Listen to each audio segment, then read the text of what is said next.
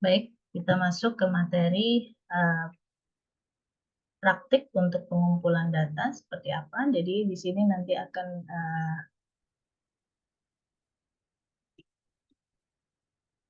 saya bahas mengenai sumber data itu bisa dari mana. Kemudian kemarin kalau pada pertemuan sebelumnya kalian mengenal tipe data, berbagai jenis tipe data. Nah, di sini lebih spesifik ada tipe data yang disebut dengan data terstruktur dan data unterstruktur. Juga kita nanti akan membahas tipe data yang berdasarkan cara pengumpulannya.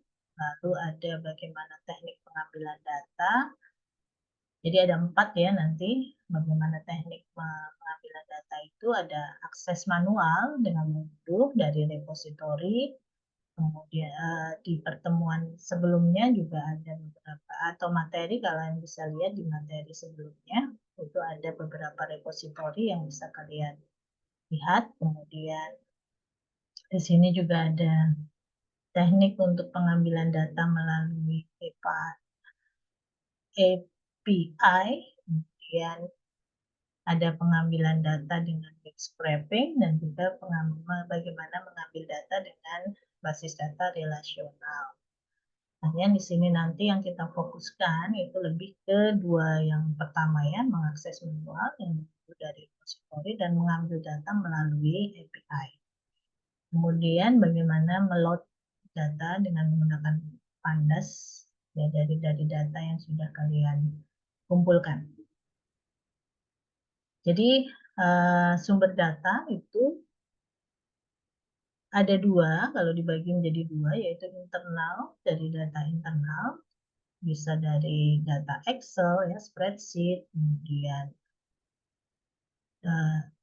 CSV, kemudian JSON, ya, atau bisa dari database yang kalian dapatkan. Lalu bisa juga dari dokumen-dokumen teks, atau bisa juga dari audio maupun video, itu bukan multimedia dokumen. Itu yang kalian miliki, itu adalah internal sources. Kemudian juga bisa kita dapatkan dari external sources yang merupakan miliknya orang lain. Ya. Jadi mulai dari open data, repository open data yang sekarang sudah banyak, kalian bisa simak lagi pada PPT yang materi sebelumnya. Di situ ada beberapa domain repository yang sudah saya tuliskan. Atau juga bisa lihat dari public domain web pages.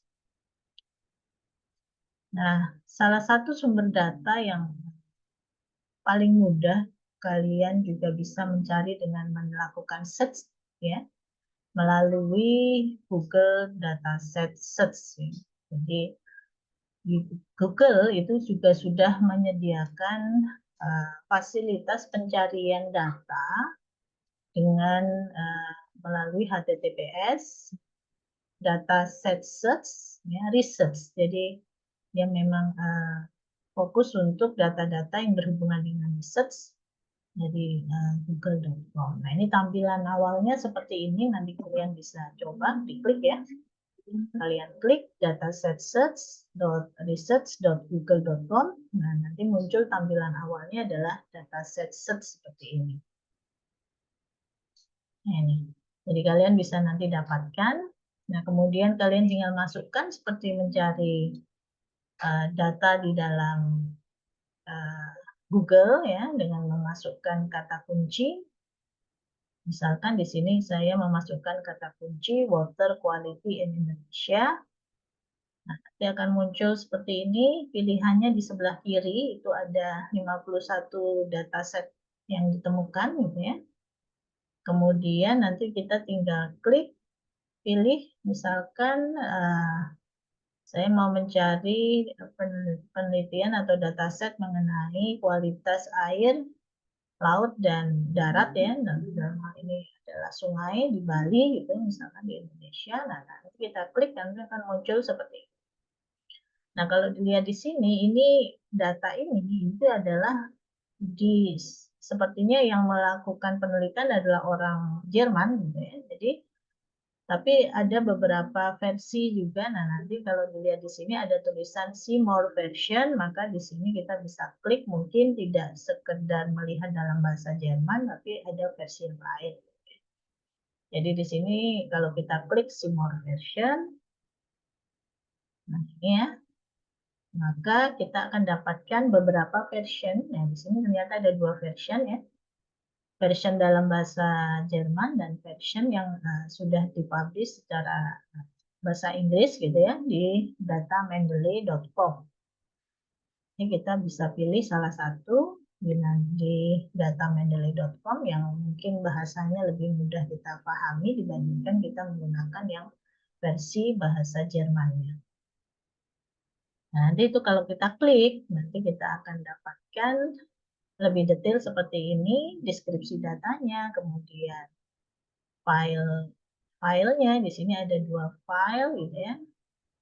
Nah, ini bisa kita klik untuk melihat informasi dari data tersebut atau bisa langsung kita unduh. Ini kalau kita klik hasilnya nanti seperti ini. Jadi datanya adalah berupa data. Ini kalau dilihat di sini ada, ya itu kalau dalam bahasa Bali itu adalah sungai ya. Jadi Sungai Gangga ini ya dalam bentuk luasan kilometer perseginya, kemudian prosentasenya gitu ya. Ini ada 3 sungai yang dicek gitu atau yang diteliti, yaitu Gangga, Sanur, dan Sungai Mati. Nah, di sini dilihat dari waternya, kemudian pengembangannya, lingkungannya, farm, garden, mangrove, sand, beach, dan seterusnya. Nah, ini kalau bisa juga di-download. Di sini tipe datanya adalah CSV. Jadi kita bisa download data tersebut. Nah, ini salah satu sumber data daring yang bisa kalian manfaatkan dengan fasilitas pencarian. Selain misalkan kalian bisa menggunakan Kaggle, bisa menggunakan versi yang lain ya.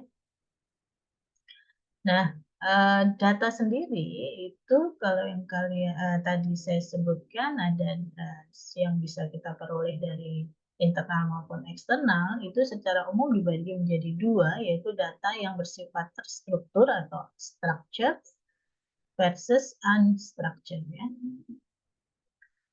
Nah, yang terstruktur itu seperti apa? Yang terstruktur itu biasanya kalau kita tampilkan itu dalam bentuk kolom-kolom dan baris ya. Dan di sini can be displayed as in rows ya, kolom dan relational database ya. Jadi disajikannya dalam baris-baris dan kolom seperti contoh di sini. Ini adalah termasuk data yang structure ya. Kemudian dia meliputi tipe ya, tipe atributnya itu bisa berupa bilangan gitu ya. Kemudian ada tanggal juga untuk string. Kemudian dia membutuhkan storage yang lebih ringan kan dengan data yang unstructured, mudah di manage, dan dia biasanya terproteksi dengan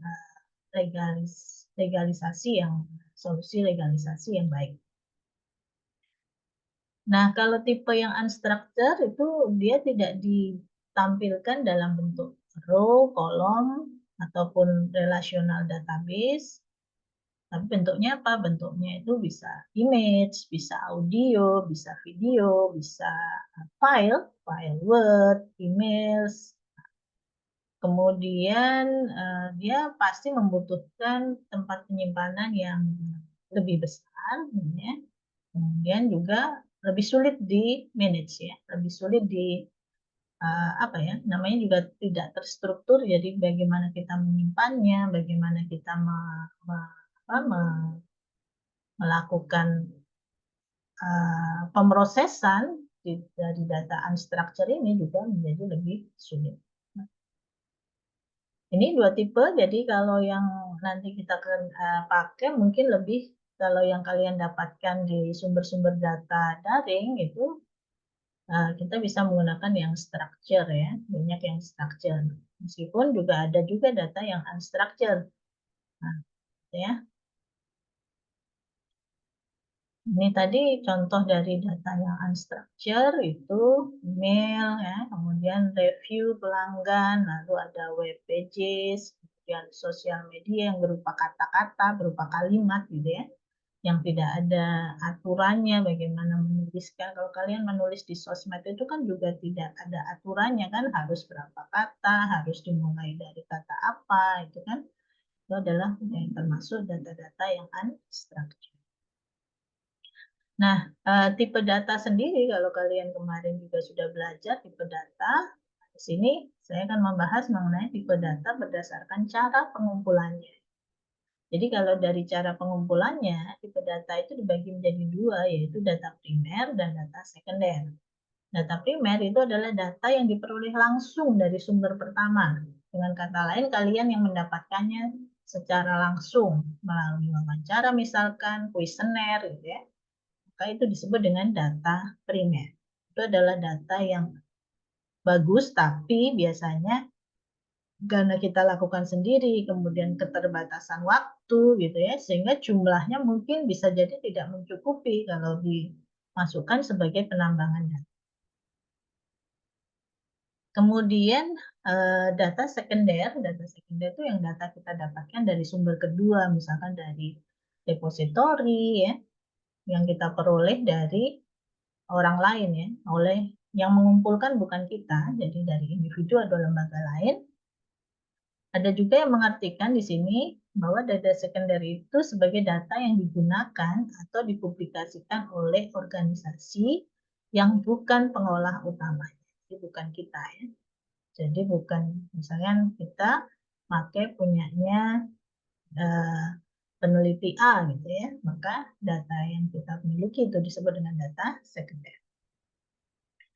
Baik, sekarang bagaimana proses pengambilan data? Kita bisa mengakses data dari berbagai sumber, baik yang bersifat internal maupun eksternal, yang tadi disebutkan. Terdapat setidaknya 4 cara, yaitu yang secara manual, kalau kalian akses ke Kaggle, ke Uji ya misalkan, kemudian kalian unduh, atau kalian kirimkan email ke penelitian yang kalian minta, itu adalah kita sebut sebagai akses manual. Kemudian ada yang disebut dengan akses programatik, jadi dengan menggunakan application programming interface atau API gitu ya. Nah, kita mengakses data orang gitu ya, tapi dengan menggunakan API. Misalkan juga ada beberapa nanti yang kita coba dengan menggunakan Kaggle. Lalu ada juga akses programatik, program ya, menggunakan program, tapi melalui ekstraksi langsung pada laman web, itu yang kita kenal sebagai web scraping. Ya. Jadi kita mengakses data, biasanya ini dipakai untuk data-data yang bersifat sosial media yang setiap hari berubah dengan cepat gitu ya. Sehingga kita kalau mengakses, mendownload pada saat awal saja itu bisa jadi datanya akan sudah berubah pada detik yang berikutnya, dan seterusnya. Sehingga kita bisa melakukannya secara langsung pada saat pemrosesan. Gitu ya. Jadi pada saat kita butuh, kita langsung arahkan akses ke web tersebut sehingga datanya menjadi lebih real time. Datanya menjadi sesuai dengan waktu kita kumpulkan. Itu yang disebut dengan web scraping. Kemudian juga bisa menggunakan data secara programming ya, ke basis data relasional. Perusahaan-perusahaan yang mempunyai basis data relasional atau sistem-sistem yang punya basis data seperti MySQL. Jadi kita biasanya di sini lebih ke internal data yang kita miliki atau internal data dari perusahaan ya. Ini tidak mungkin data yang dari perusahaan itu open dibuka untuk umum gitu. Jadi biasanya akses seperti ini adalah akses dari organisasi itu sendiri. Kita nanti misalkan kalian kerja di perusahaan A, kemudian diminta melakukan penambangan data dari perusahaan A tersebut, maka kita bisa langsung mengakses ke basis data relational. Oke, kita bahas sekarang satu persatu bagaimana dengan akses datanya, mulai dari akses data dari repositori secara manual. Maka yang pertama ya pasti kita akan mencari data pada sumber yang tersedia, seperti contoh tadi ya di awal kita bisa memanfaatkan Google, kemudian menyalin, mengunduh, dan kita simpan, lalu kita load ke library pemrosesan data. Ini secara manual ya, seperti yang contoh awal tadi. Ini kalau kita menggunakan kabel gitu ya, ini juga bisa ya. Jadi kalau tadi saya contohkan dengan menggunakan Google, maka di sini kita menggunakan kabel ya. Berarti kita buka kaggle.com, kemudian login. Nah, kalau kalian belum punya akunnya ya berarti kita buat akunnya terlebih dahulu. Lalu lakukan pencarian misalkan dengan kata kunci goal dataset gitu ya. Kita mau analisa mengenai persepak bolaan gitu ya untuk top league di Europe gitu ya. Kemudian nah di sini nanti dia akan muncul kalau kita klikkan goal dataset ini nanti akan muncul banyak sekali gitu ya. Nah, kita pilih salah satu yang sesuai. Misalkan kita klik di full dataset untuk top yang 5 udah klik, ya, ya. Maka kita klik, ya, langsung bisa kita pilih. Misalkan di sini datanya ada banyak ya. Ada data yang disediakan di sini dalam tipe CSV gitu ya, mulai dari Bundesliga, La Liga, Liga 1, ada seri A. Kemudian yang kita misalkan kita ingin hanya full skornya atau secara umum untuk skor goalnya gitu ya, maka kita pilih yang pertama lalu kita klik download. Kok yang pertama, yang terakhir ya. Nah ini, kemudian kita download. Saya rasa kalian juga pasti sudah pernah melakukan itu.